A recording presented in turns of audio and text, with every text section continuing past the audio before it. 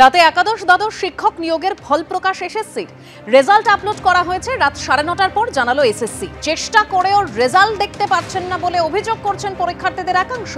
কোনো মেধা তালিকা নয়, শুধু সংশ্লিষ্ট পরীক্ষার্থীই জানতে পারবেন নিজের প্রাপ্ত নম্বর, এরকমই এসএসসির তরফে জানানো হয়েছে। আরো বিস্তারিত আমরা জানবো আমাদের প্রতিনিধি কৃষ্ণেন্দু অধিকারীর কাছ থেকে। কৃষ্ণেন্দু,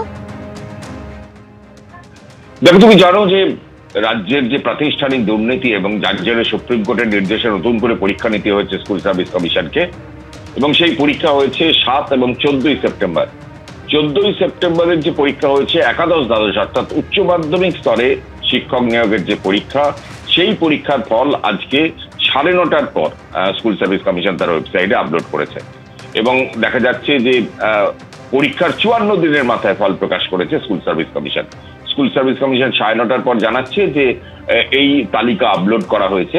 যদিও এই তালিকা দেখে কোন পরীক্ষার্থীরা কত তারা সুযোগ পাচ্ছেন কিনা, বা যারা চাকরি হারা, যারা এতদিন ধরে রাস্তায় আন্দোলন করেছেন, যারা হকের চাকরির দাবিতে তারা রাস্তায় নেমেছিলেন, তারা চাকরি পাচ্ছেন কিনা, এটা আজকের ফলাফলে স্পষ্ট হবে না। কারণ স্কুল সার্ভিস কমিশনের যে ফলাফল আজকে প্রকাশিত হয়েছে তাতে কোনো তালিকা দেয়া হয়নি। সংশ্লিষ্ট পরীক্ষার্থী অর্থাৎ যে পরীক্ষার্থী পরীক্ষা দিয়েছেন সেই পরীক্ষার্থী কমিশনের ওয়েবসাইটে লগ ইন করে রোল নাম্বার দিলে একটা ভিউ বাটন পাওয়া যাবে, এবং সেখানে পুশ করলে সংশ্লিষ্ট পরীক্ষার্থী তার নিজের নম্বর দেখতে পারবেন। অর্থাৎ পূর্ণমান 60 নম্বরে তারা পরীক্ষা দিয়েছিলেন, এবার ওয়েমার সিটে পরীক্ষা দিয়েছিলেন, ওয়েমার সিটের কার্বন কপি তারা বাড়িতে নিয়ে যেতে পেরেছিলেন। অনেকটাই তারা জানতে পেরেছেন আগে থেকেই যে কত নম্বর পাবেন।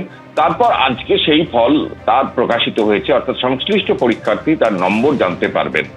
পরীক্ষায় বসেছিলেন 2,29,606 জন, তাদেরই আজকে রেজাল্ট বেরিয়েছে বলে কমিশন সূত্রে খবর। এবং যেটা জানা যাচ্ছে এরপর একটা নথি পরীক্ষা শুরু হবে, অর্থাৎ ডকুমেন্টস ভেরিফিকেশন, সেটা শুরু হবে 17ই নভেম্বর থেকে স্কুল সার্ভিস কমিশন জানাচ্ছে।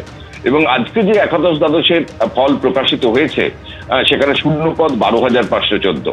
কিন্তু একটা সমস্যা তৈরি হয়েছে, যেটা যারা পরীক্ষার্থী তাদের একটা বড় অংশ তারা দাবি করছেন যে সন্ধ্যের পর থেকে তারা ফল প্রকাশিত হবে এই খবর শুনছিলেন, কিন্তু 9:30টার পর স্কুল সার্ভিস কমিশন জানাচ্ছে যে তালিকা আপলোড হয়েছে। কিন্তু তারপরেও সেই ওয়েবসাইট কিন্তু খোলা যাচ্ছে না। অর্থাৎ এই যে 2,29,606 জন তাদের রেজাল্ট একসঙ্গে তারা দেখছেন বলে কমিশন সূত্রে যেটা দাবি করা হচ্ছে, সেটা হচ্ছে ওয়েবসাইট কিন্তু ওয়েবসাইট কিন্তু বসে যাচ্ছে, খোলা যাচ্ছে না। কিন্তু একটা প্রশ্ন অবশ্যই থাকছে যে উচ্চ মাধ্যমিক যেখানে প্রায় 6 লাখ বা মাধ্যমিকে 10 লাখ ছাত্রছাত্রী পরীক্ষা দেয়, তাদের রেজাল্ট অনলাইনে দেখার স্কোপ আছে, তারপরেও কেন রেজাল্ট দেখা যাচ্ছে না? এখনো পর্যন্ত তারা রেজাল্ট দেখতে পাচ্ছেন না। কিন্তু তার মধ্যেই কমিশন যেটা জানাচ্ছে যে ফল প্রকাশিত হয়েছে এবং নথি পরীক্ষা যেটা হবে 17ই নভেম্বর থেকে, তারপর ইন্টারভিউর তালিকা প্রকাশ করবে স্কুল সার্ভিস কমিশন। ধন্যবাদ কৃষ্ণেন্দু। আমরা স্কুল সার্ভিস কমিশনের পক্ষ থেকে জানতে পারলাম আজকে রেজাল্ট প্রকাশিত হবে, একটা নোটিশ পেলাম। কিন্তু যখনই আমরা দেখতে গেলাম যে সার্ভার ক্র্যাশ করে গেছে, কোনো সাথী এসএসসি 2016 প্যানেল বা নতুন চাকরি প্রার্থী কেউই রেজাল্ট দেখতে পাচ্ছেন না। স্কুল সার্ভিস কমিশনের যে ওয়েবসাইট সেটা বসে গেছে, আমরা রেজাল্ট দেখতে পাইনি।